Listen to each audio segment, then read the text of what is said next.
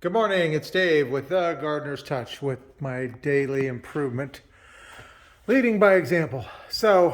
One of my guys renovated his truck, and these bins were on the shelf, and they had a lot of things in them.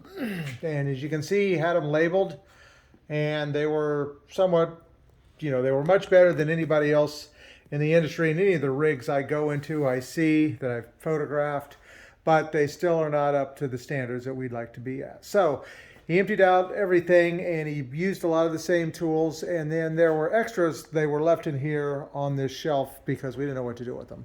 And then Brian, one of my other guys, took it upon himself to put them away, at least organize them in a manner that if anybody else needs them, we have them. So what I did is I just came in and put labels beside them.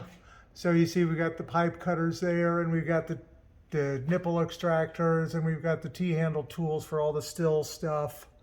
And you come down here, our chainsaws have been like this for quite a while, so we know which chains are for which chainsaws.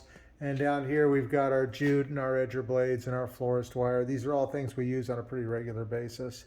And some Gopher smoke bombs that we don't use very often. I'm kind of surprised they're in his truck, but it's nice to have a couple here, so if anybody else needs them on the truck. Now this other stuff, like this extra bar and chain and wire and other random things, we still need to find a better place for or do something with. And I got to be honest, I'm really having a hard time tossing things that I actually paid money for, because I've been in this building for a long time and it's a lot of stuff. So, and I find that we eventually end up using it, and it saves me a trip if I just know where it's at. So anyway, that's our improvements. So thanks to Brian for getting the stuff out and hanging it up. And thanks to Brandon for moving forward with his truck and setting an example for everybody else on the crew.